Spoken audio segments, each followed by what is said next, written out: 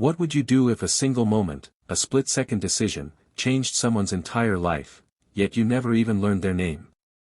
Sometimes fate doesn't shout, it whispers, it nudges, and if you listen, it leads you exactly where you're needed most. This is the story of a man who acted without hesitation, saving a stranger he knew nothing about, and a woman who carried that moment in her heart, determined that he would never forget what he had done for her. It was late evening, the city wrapped in a haze of golden streetlights and the soft hum of traffic. Daniel had just finished another long day at work, his tie loosened, his mind weighed down with worries he couldn't even name. Life had become mechanical for him: wake up, go to work, come back, repeat. Nothing extraordinary ever happened in his world. He was simply existing. But fate has a strange way of interrupting ordinary lives. As Daniel drove across the old riverside bridge, he noticed a figure leaning dangerously close to the railing. At first, he thought it was nothing, just someone gazing at the water. But as his headlights swept across the figure, something inside him froze. The woman's posture wasn't casual. Her hands were clenched white against the railing, her shoulders shaking, her eyes fixed downward at the dark, rushing water. Before his brain could reason with him, Daniel pulled over. He didn't think about being late, about what people might say, or about the risks. He only thought one thing: don't let her fall. "Hey, wait," he called out, his voice breaking the silence of the night. The woman startled, glancing back at him with red, tear-streaked eyes. She looked fragile, exhausted, like someone who had been carrying invisible weights for far too long. "Please," she whispered, barely audible over the wind. "Go away." Daniel shook his head, stepping closer. "I can't do that." "You don't have to do this. Whatever it is, you're not alone." She let out a bitter laugh, her voice hollow. "You don't even know me." "You're right," he said gently, his hands raised to show he meant no harm. "I don't know your name. I don't know your story. But I know that no life is worthless. Not yours. Not tonight."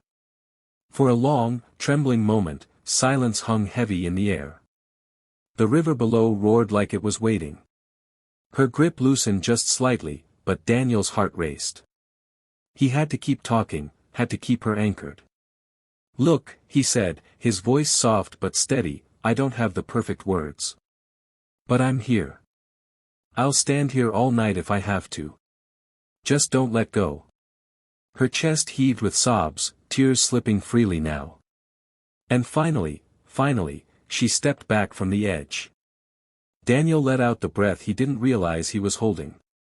Relief flooded him, though he knew the journey wasn't over. She wouldn't meet his eyes, and when he offered to call someone for her, she shook her head. I can't," she whispered. Thank you. NBF. Weeks turned into months, and life marched on. Daniel returned to his routine, but something inside him had shifted. He found himself thinking often of that night, the way her voice cracked, the pain in her eyes, the way she vanished without leaving even her name.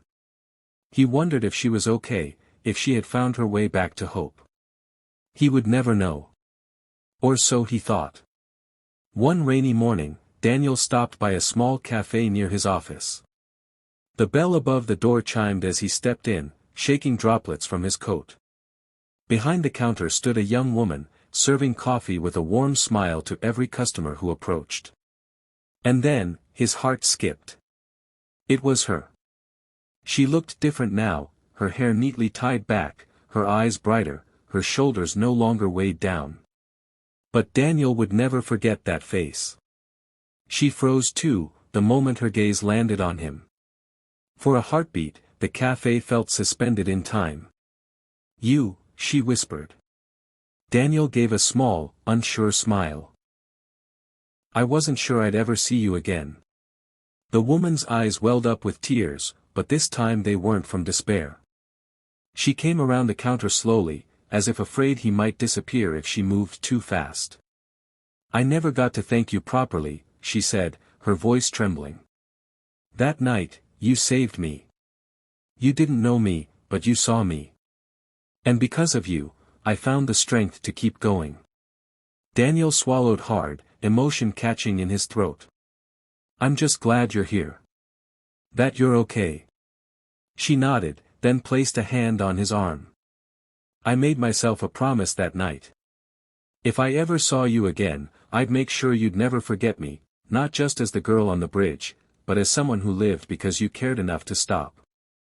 From that day forward, their lives became intertwined. She introduced herself properly, her name was Emily. And slowly, piece by piece, Daniel learned her story. The battles she had fought in silence, the loneliness she had carried, and the strength she had rebuilt since that night. But more than anything, Emily became a living reminder for Daniel of the power of compassion, of how a single act of kindness could rewrite someone's future. He had saved her without knowing her name. But she made sure, with every shared coffee, every conversation, and every smile, that he would never forget her again. Sometimes, we underestimate the weight of our words, the power of our presence.